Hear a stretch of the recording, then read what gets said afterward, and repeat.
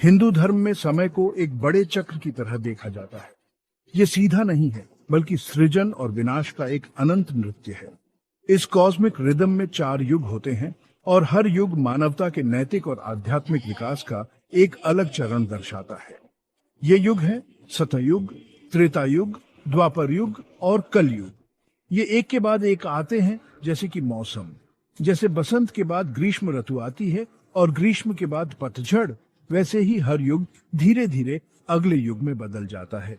ये साइकिल केवल पहले से तय घटनाओं का होना नहीं है, ये मानवता के सामूहिक कार्यों और चेतना से जुड़ा हुआ है।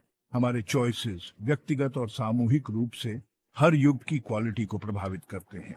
युग हमें याद दिलाते हैं कि समय केवल एक सीधी रेखा नहीं है, ये एक चक्र है जो लगातार खुद को नया कर रहा है। समय के सिक्लिकल नेचर को समझने से हम अपने वर्तमान को एक बड़े संदर्भ में देख सकते हैं। यह हमें अतीत के ज्ञान से जोड़ता है और भविष्य को नेविगेट करने के लिए मार्गदर्शन प्रदान करता है।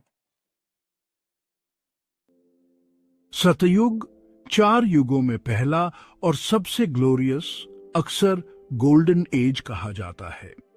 इस समय के दौरान धर्म अपने शुद्धतम रूप में व्याप्त रहता है। लोग स्वाभाविक रूप से वर्चुअस होते हैं, एक दूसरे के साथ और प्रकृति के साथ सद्भाव में रहते हैं। कानूनों की कोई आवश्यकता नहीं है, क्योंकि हर कोई अपनी इनहेरेंट गुडनेस के अनुसार कार्य करता है। सतयुग में जीवन लॉन्गेविटी, अबंडेंस और आध्यात्मिक ज्ञान से परिपूर्ण होता है। बीमारी, गरीबी और दुख लगभग नॉन एग्जिस्टेंट होते हैं। लोगों में बहुत अधिक शारीरिक शक्ति, मानसिक स्पष्टता और आध्यात्मिक जागरूकता होती है। उनके मन द्वेष और छल से मुक्त होते हैं। उनके हृदय प्रेम और करुणा से भरे होते हैं। सतयुग के शासक शक्ति या धन की इच्छा से प्रेरित नहीं होते हैं। वे बुद्धिमान ऋषि होते हैं जो प्रेम और न्याय से शासन करते हैं, अपने लोगों को आध्यात्मिक विकास की ओर गाइडिंग करते हैं। वेदों, हिंदू धर्म के पवित्र ग्रंथों के बारे में कहा जाता है कि इसी युग में उनका पूरी तरह से ज्ञान हुआ था। सतयुग मानव सभ्यता के शिखर का प्रतिनिधित्व करता है, एक ऐसा समय जब मानवता अपनी उच्चतम क्षमता के साथ संरेखण में रहती थी। यह हमारे भीतर इनहेरेंट गुडनेस की याद दिलाता है और हमें एक अधिक हार्मोनियस और फुलफिलिंग अस्तित्व के लिए प्रयास करने के लिए प्रेरित करता है। सतयुग के बाद त्रेता युग आता है, जिसे सिल्वर एज कहा जाता है। इस युग के दौरान धर्म में थोड़ी गिरावट शुरू हो जाती है। हालांकि धार्मिकता अभी भी प्रबल है, लेकिन यह सतयुग जितनी एब्सोल्यूट नहीं है। लोगों का जीवन काल कम हो जाता है और उनकी शारीरिक और मानसिक क्षमताएं कम हो जाती हैं। अच्छे और बुरे की अवधारणा उभरने लगती है।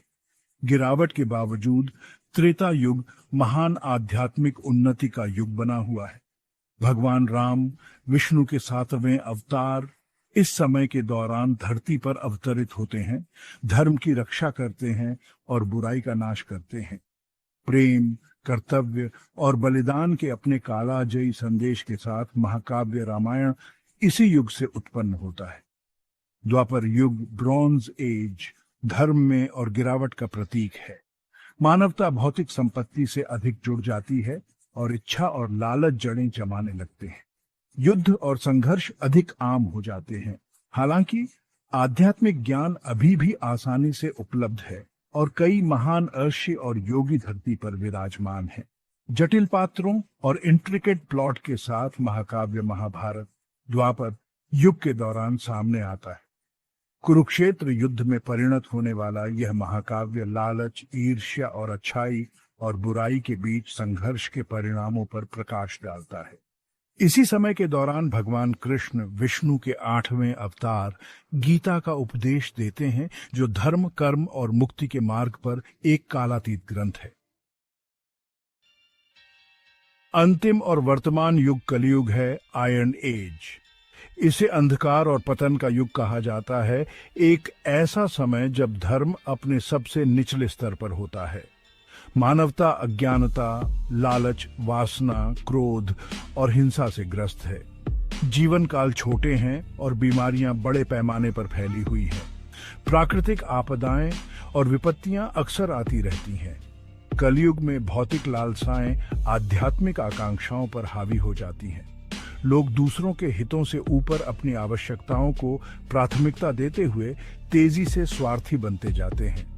सच्चाई और ईमानदारी कमजोर हो जाती है, उनकी जगह छल और हेरफेर ले लेता है। समाज का ताना बाना कमजोर होता जाता है क्योंकि विश्वास टूट जाता है और रिश्ते सौदेबाजी बन जाते हैं।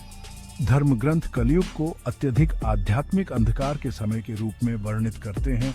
हालांकि यह महान अवसर का युग भी है। जिस प्रकार एक दिया पूरे कमरे के अंधेरे को दूर कर सकता है, उसी प्रकार कलयुग में धार्मिकता का एक छोटा सा कार्य भी बहुत बड़ा भार रखता है। प्राचीन ग्रंथ कलयुग की उपस्थिति को चिह्नित करने वाले संकेतों का विशद वर्णन प्रदान करते हैं। ये संकेत केवल आने वाले विनाश की चेतावनी नहीं है, बल्कि मानव चेतना की स्थिति को दर्शाने वाला एक दर्पण है। वे एक वेकअप कॉल के रूप में कार्य करते हैं, जो हमें अपने कार्यों की जांच करने और अधिक धार्मिक मार्ग चुनने का आग्रह करते हैं। भागवत पुराण, एक श्रद्धेय हिंदू ग्रंथ, कलयुग के कई संकेतों को सूचीबद्ध करता है। लोग लालच और वासना से प्रेरित होंगे, व्यक्तिगत लाभ के लिए धोखेबाजी का सहारा लेंगे। धन सफलता का एकमात्र पैमाना होगा, चाहे वह किसी भी तरह से अर्जित किया गया हो। रिश्ते क्षणभंगुर और सतही होंगे, जो वास्तविक संबंध के बजाय सुविधा पर आधारित होंगे। नैतिकता और नैतिक आचरण में गिरावट आएगी, क्योंकि लोग दूसरों की भलाई के बजाय अपनी इच्छाओं को प्राथमिकता देंगे। बड़ों और शिक्षकों के प्रति सम्मान कम होगा, उसकी जगह अहंकार और अनादर ले लेगा। हिंसा और अपराध बढ़ेंगे, जिससे भय और अविश्वास का माहौल बनेगा। कलयुग के लक्षण केवल व्यक्तिगत व्यवहार तक ही सीमित नहीं है, वे सामाजिक स्तर पर भी प्रकट होते हैं। सरकारें भ्रष्ट और दमनकारी हो जाएंगी, जो अपने फायदे के लिए आबादी का शोषण करेंगी। सामाजिक अशांति और असमानता बढ़ेगी, जिससे संघर्ष और विभाजन को बढ़ावा मिलेगा। कलयुग का वर्णन, हालांकि कठोर है, हमारे सामूहिक कार्यों के परिणामों की एक मजबूत याद दिलाता है। आज अपनी दुनिया में इन संकेतों को पहचानकर हम धर्म को अपनाने और अधिक हार्मोनियस और सस्टेनेबल भविष्य की दिशा में काम करने की अर्जेंसी को समझना शुरू कर सकते हैं।